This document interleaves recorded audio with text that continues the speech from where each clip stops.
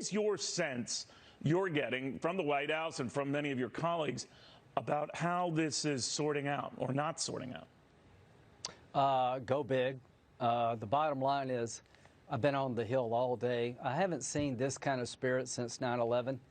Everybody's looking at each other as an ally, not a foe.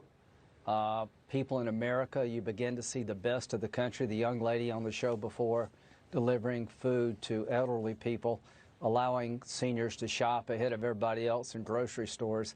It's going to take that kind of spirit to defeat this. But here's the problem. 80% of the workforce is going to be impacted by the containment policies.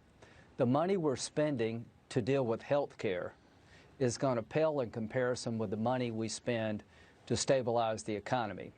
If you've been laid off today in South Carolina from a bar or a restaurant or a hotel, I'm looking to make sure that we have wage replacement, that we replace your income as much as possible so that you don't have your life turned upside down. That's the #1 goal of Phase 3 for me. So, Senator, obviously, money in people's hands is always a good thing, especially for the people who need it. But is it your sense that the problem here is the virus itself and that people who are hunkered down in their homes, afraid to go out because of this, they might use that in other means and pay bills, I get that, but that it won't have the desired effect on the economy? Or is that even part of the rationale here? Well, it's my rationale. I want to stimulate the economy, but it's impossible to stimulate it when it's locked down. If I gave you your paycheck, that would be enough to get you through until we can find a way to fully deal with the virus. Your paycheck plus $1,000 doesn't do you any good.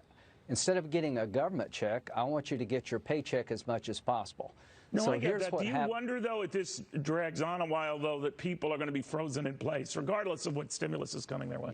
Oh, you can't stimulate it. We're buying containment. Everything I've just talked to you about is the price of containment. Okay. Shutting every bar and restaurant down in South Carolina is the cost of containment. We either pay now as a country or we pay later. And what do we do until we turn the corner? And what would turning the corner look like? Got it. A week where you had less infections than the week prior, when therapies are in place to reduce the mortality rate. What I'm looking at trying to accomplish here this week is to create a revenue stream, an income stream for everybody who's lost their job, not a one-time payment, but income that you can count on. You know what the maximum benefit for unemployment insurance is in South Carolina per week? I don't. $326. That's not enough. So there's bipartisan support to have the federal government to put more money into the unemployment insurance system. What I'm talking about is 3/4 of your salary up to $80,000 is a general idea. There seems to be a lot of Republican and Democratic support for that. Marco Rubio and Susan Collins have a great idea. If you're a bar owner or business owner and you've had to shut down, you can go to the Small Business Administration and get a loan to pay your employees up to $80,000 per employee, and we'll forgive that loan for the first 6 weeks to keep the paychecks coming. Between those two ideas, we're trying to stabilize people's income.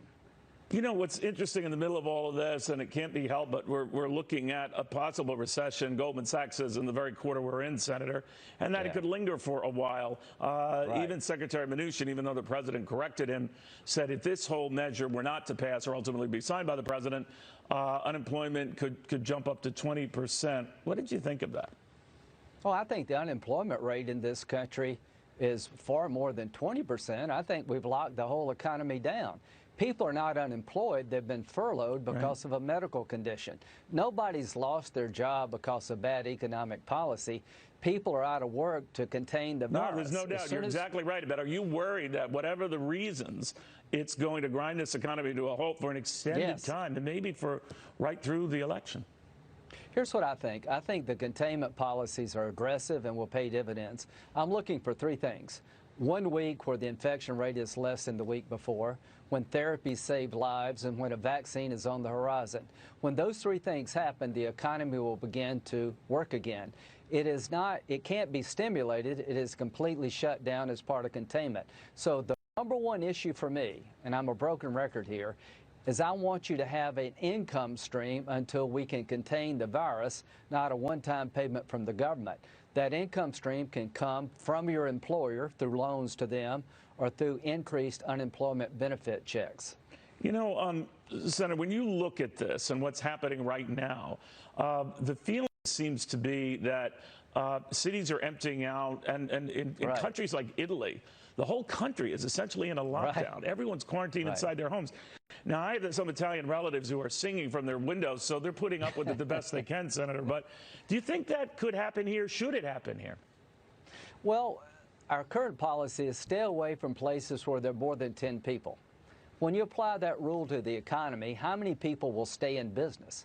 Now, part of the economy is still functioning, but you had all the major car companies stop work today. Right. If you want to contain the virus, you got to keep people away from each other. So what To did you keep think of people these away from kids each in other. Florida and there elsewhere who are in groups significantly larger than 10? I'd say some of the video that I saw, Senator, in excess of 50 having a grand time during their spring break.